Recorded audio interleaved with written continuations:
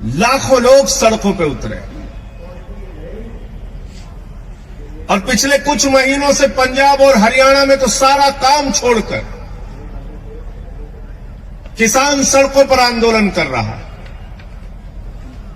सरकार से फरियाद कर रहा है, गुहार लगा रहा है, विनती कर रहा है कि इन काले कानूनों से हमें निजात दिलाइए, इन काले कानूनों को वापस लीजिए।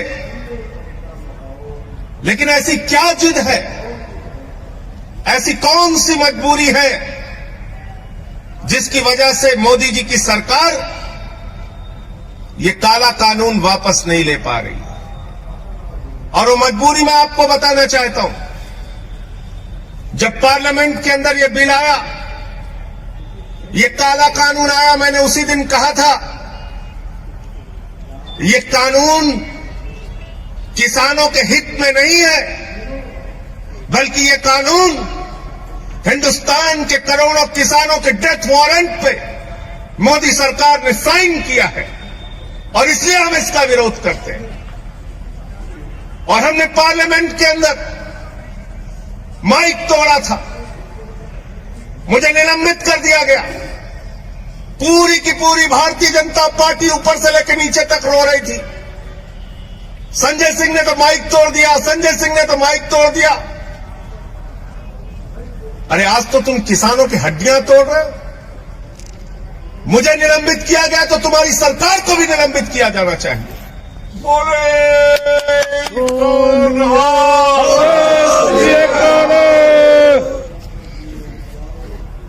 आप ये काला कानून लेकर आए, इस काले कानून के अंदर एमएसपी की गारंटी का एक शब्द नहीं। मैंने पूछा इसमें एमएसपी की गारंटी कहां है? बोले साहब मोदी जी ने भाषण दे दिया, आप मान लीजिए। मैंने कहा भाई मोदी जी ने कहा था 15 लाख हर खाते में आएंगे, बाद में कह दिया जुमला है। मोदी जी ने कहा था 2 करोड़ रोजगार हर साल मिलेंगे, बाद में कह दिया जुमला है। मोदी जी ने कहा जीएसटी से देश में दूसरी आजादी मिल जाएगी, बाद में राज्यों का शेयर नहीं दिया। मोदी जी ने कहा था इस देश के अंदर नोटबंदी से देश की तकदीर बदल जाएगी। अब नोटबंदी के फायदे हमें गिनाना तो दूर की बात है, जो नुकसान हुए इस पर बातचीत करना नहीं चाहते। मोदी जी तो थाली के भी फायदे गिनवा देते हैं, ताली के भी गिनवा देते हैं। मोदी जी के भाषण से एमएसपी की गारंटी नहीं मिलेगी।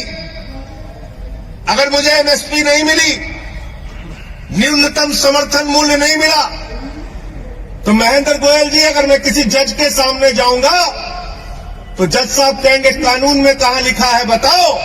और तब मैं अगर कहूंगा कि मोदी जी का भाषण जज साहब आपने नहीं सुना, तो वो हमारी याचिका लेंगे और उसको कूड़ेदान में डाल देंगे। कहेंगे कानून से एमएसपी मिलती है, भाषण से एमएसपी नहीं मिलती, भाषण से एमएसपी नहीं मिलती। दूसरा, आपने इस कानून के अंदर कॉन्ट्रैक्ट फार्मिंग की बात लिखती, यानी किसान को उसके ही खेत में पूंजीपतियों का गुलाम बना दिया जाएगा। इस कानून में आपने असीमित भंडारण की छूट दे दी। इसका मतलब हिंदुस्तान का कोई भी पूंजीपति, अडानी और अंबानी, सस्ते में किसान से गेहूं खरीदेगा, सस्ते में किसान से धान खरीदेगा, सस्ते में फल खरीदेगा, सस्ते में सब्जियां खरीदेगा और सबका भंडारण करके अपने बड़े बड़े कोल्ड स्टोरेज में रखेगा।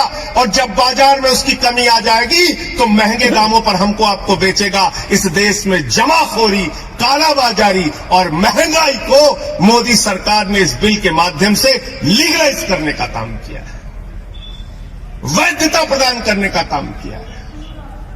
आप कहते हैं ये बिल किसानों को समझ में नहीं आता। मोदी जी भाषण देकर समझा रहे हैं, उनके मंत्री भाषण देकर समझा रहे हैं, कहते हैं बिल समझ में नहीं आया, बिल समझ में नहीं आया। अरे मैं तो ये कहना चाहता हूं किसानों को ये बिल समझ में आ गया है, ये आपकी प्रॉब्लम है। ये आपकी प्रॉब्लम है कि किसानों को ये बिल समझ में आ गया है। और इसलिए आज पूरे देश का किसान आंदोलन